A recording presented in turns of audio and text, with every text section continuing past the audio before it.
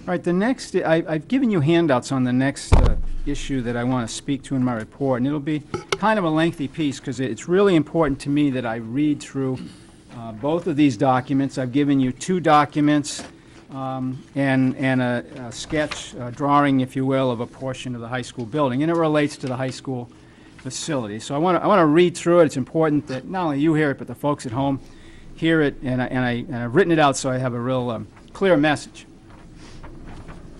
On Wednesday, January 4th, at the public hearing on use of the Open Space Bond Fund, I commented that I had just learned that day from our head custodian, Bob French, that he had observed brickwork separating from the building and a plaster ceiling that was falling down onto a drop ceiling in a classroom in the older portion of the junior-senior high school.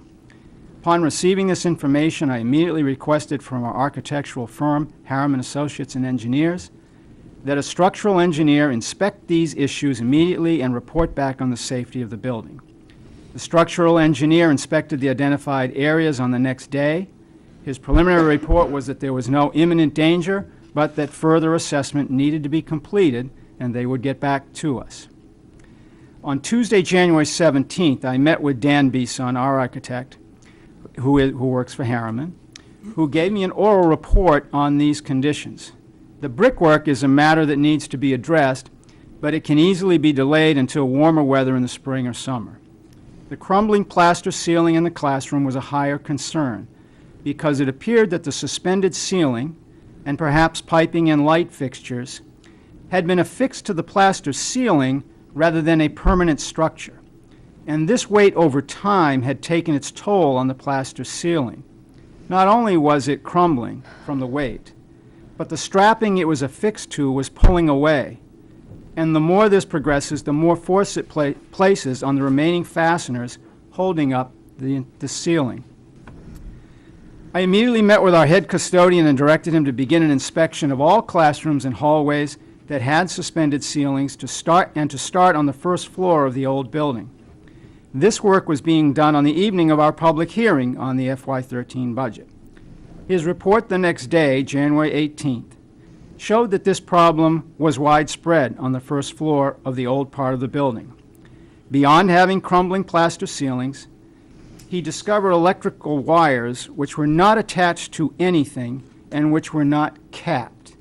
Since our electrician was in the building on another matter, he asked the electrician to determine whether the exposed wires were live or dead. Some of the wires were live. I forwarded all this information to our architect and structural engineer. And again, this was yesterday. On the next day, today, I met with Dan Beeson first thing in the morning.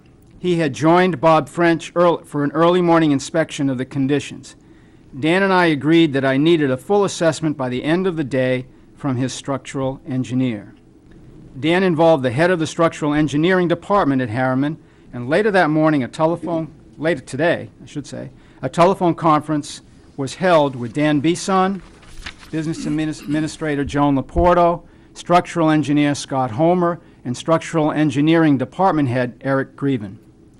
After much discussion of the conditions, Mr. Greven recommended that we start repairs in the three most affected rooms as soon as possible, those being the art room, the foreign language room, and room 106, which I've since learned is a mathematics classroom. We would then need to begin a program of repairing all other affected areas. He said he would summarize his assessment in a memo which would contain some of the photographs used in the assessment. And after I'm done with this, I will read his memo. We also talked about the possibility of the ceiling plaster containing asbestos and the risk presented, because the ceiling is crumbling throughout that area of the building. We immediately contacted the Scott Lawson Group, environmental health and safety consultants from Concord, New Hampshire, and asked that they assess whether the plaster ceilings in question actually contain asbestos. They arrived at the school shortly after 1 p.m., took samples, and returned to Concord to run tests. They reported back around 4 p.m. to say that none of the samples contained asbestos. They will provide a written report in a few days. The safety of all our students and school personnel is the highest priority in our school system. We take this responsibility very serious and do not hesitate to act when safety is put into question. Therefore, I've informed the high school principal. that three classrooms are to be closed immediately to begin remediation of the ceiling problems in those rooms.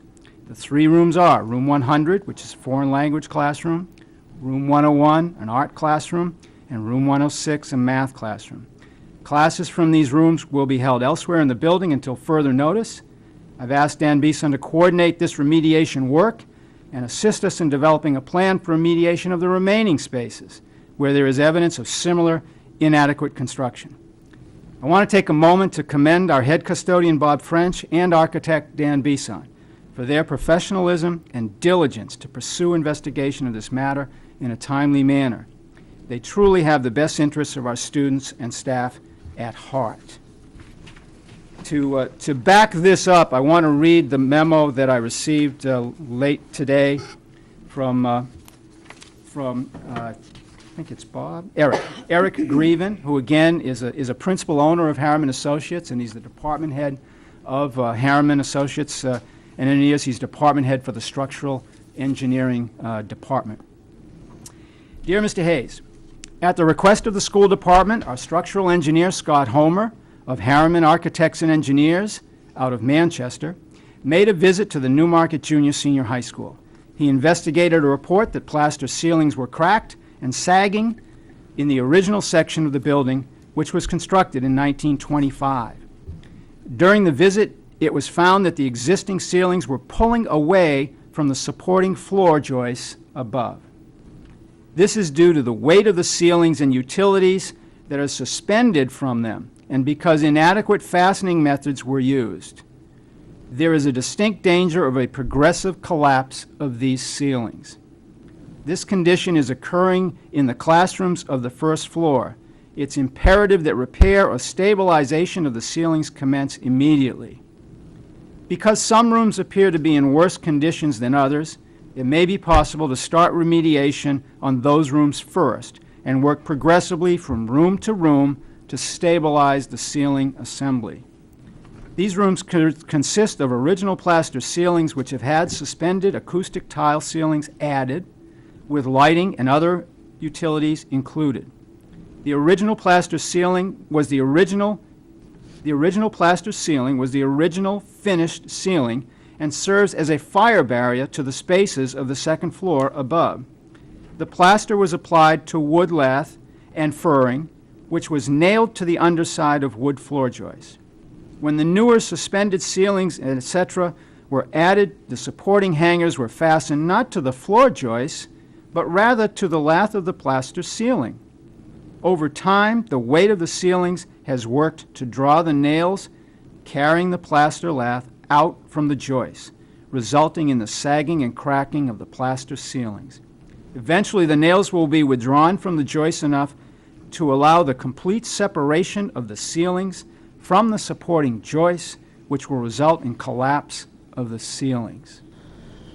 Because of the age of the original construction and the condition of the original plaster ceilings, it is recommended that the plaster materials be tested for the presence of asbestos. The results of this testing will have bearing on the nature of any remedial work that is to be performed. If asbestos is found, additional measures may be required to control contamination of the school building. Work in this area will have to be done under negative pressure to keep unaffected areas free of dust and debris. Since the plaster ceiling is probably required as a fire barrier, there will likely be a need to patch or replace the plaster to provide a proper fire protection capacity to the floor system as required by the building code. So then you have 3 pictures attached that were taken just in that room 106, which is when we did the initial inspection. And if you orient it properly, you can see the strapping, if you will, and it was attached to the strapping, and so the strapping and the ceiling are pulling away from the joists, and they're pretty dramatic photographs. So we've chosen the 3 classrooms, which clearly are the 3 most serious, and then we're less concerned about the others, but clearly the same conditions exist. And we have inspected them, and we have seen areas of concern, but we're addressing these first And then we'll begin a progression that covers quite a few spaces in that school. How many? I don't have the full assessment because we've looked in the old building first, but we have other ceilings to look at. And this evening, when I had a phone conversation with Dan Bisson again about this, he said that although the appearances on the second floor are that those ceilings are fine and intact, however, you got to expect the same construction. Instead of affixing it to the joist, if it's affixed to the to strapping, that we have to inspect. We have to cut through the ceiling and inspect to see how those have held up. So we still have more inspection to do, but we really believe we've zeroed in on the worst case situation in the school, and we're addressing it as soon as possible. But it's just not safe to have people in those 3 rooms, is my judgment, and that's what happens starting tomorrow. Is this the entire drawing of the oldest part of the building? Yeah, it is, and the rooms, again, as as people as they face the building, the left-hand side of the building is the 1925 structure, and on the left-hand front corner is the foreign language room, room 100, and then right behind that, going down the drive there, is room 101, which is the art classroom. And then again, as you face the front and you move 4 classrooms down, you see 106, which is a math classroom, and that's what started this whole investigation in that room.